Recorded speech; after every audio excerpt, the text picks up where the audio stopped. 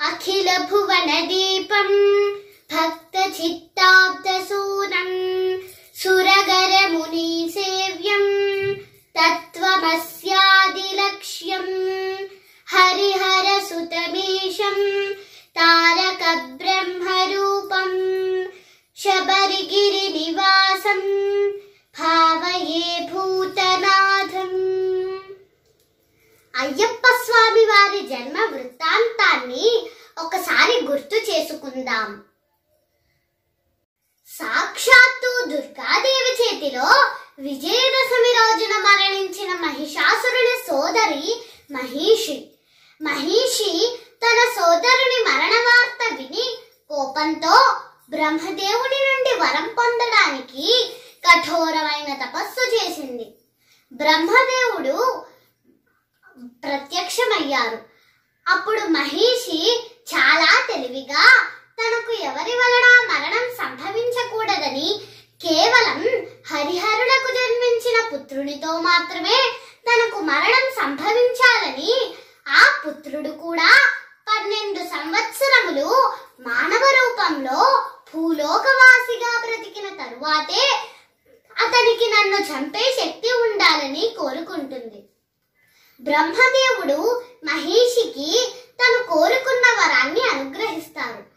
మహిషి అతి తెలివితో శివకేశవులు ఇద్దరూ మగవారు కదా, వారిరువురికి పుత్రుడు జన్మించే అవకాశం లేదు కనుక తనకు మరణం సంభవించదు అని అనుకుంది.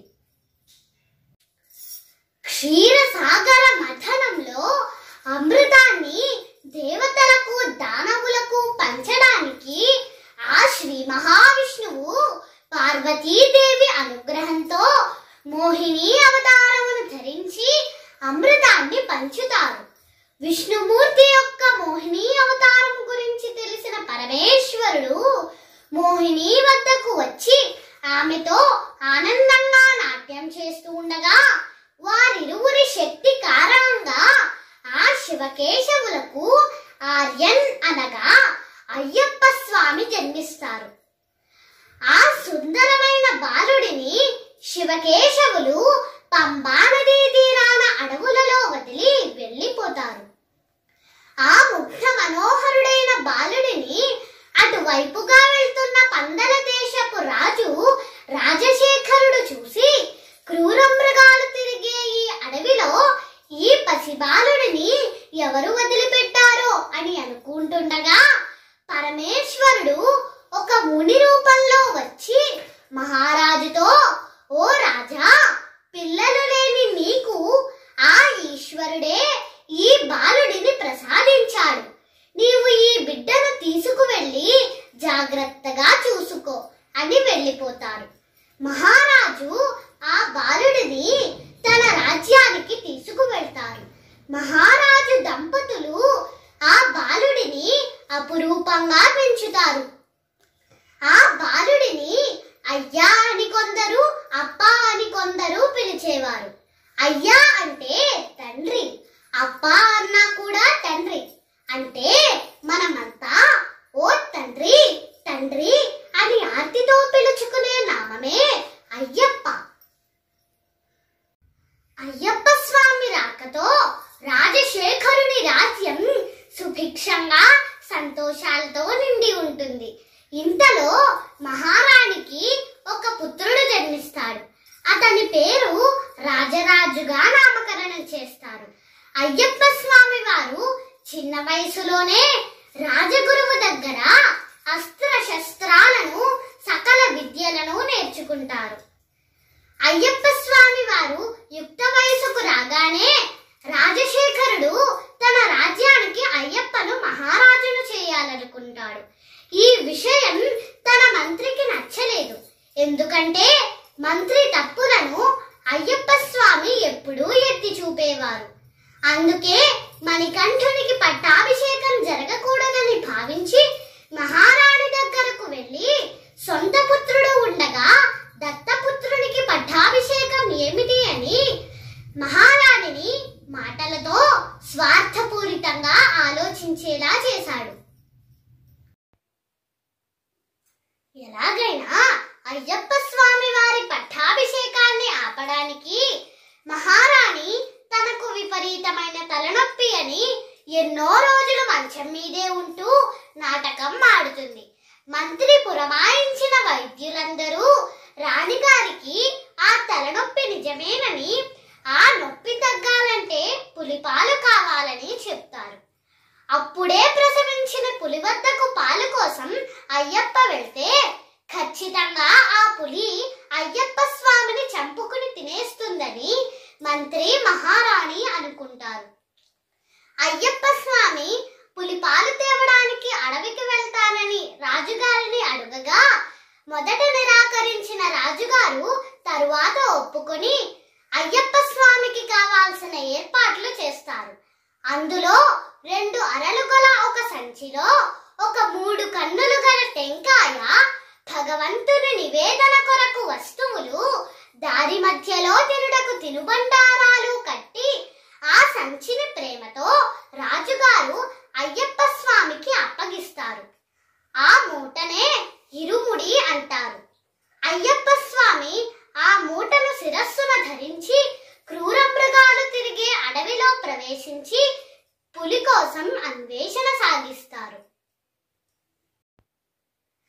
ఆ అడవిలోనే నివసిస్తున్న మహిషి అనే రాక్షసి వద్దకు నారదముని వెళ్ళి, నిన్ను అంతమొందించే హరిహర సుతుడు ఈ అడవిలోనే సంచరిస్తున్నారని చెప్తారు.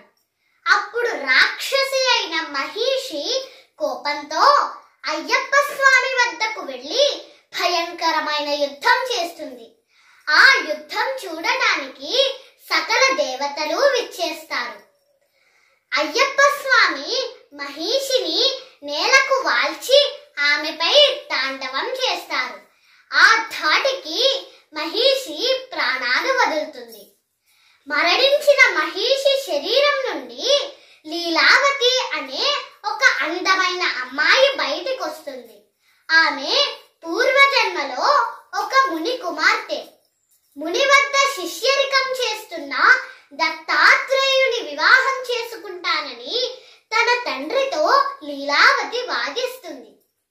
అప్పుడు ఆ ముని, దత్తాత్రేయుడు నీకు సోదరుని లాంటి వాడని, ఇటువంటి ఆలోచనలు చేయరాదని నచ్చజెప్పారు. అప్పుడు లీలావతి తన తండ్రి మాట లెక్క చేయదు. అప్పుడు మునికి కోపం వచ్చి, వచ్చే జన్మలో నీవు మహిషి అనే రాక్షసిగా జన్మిస్తావు అని లీలావతిని శపిస్తారు.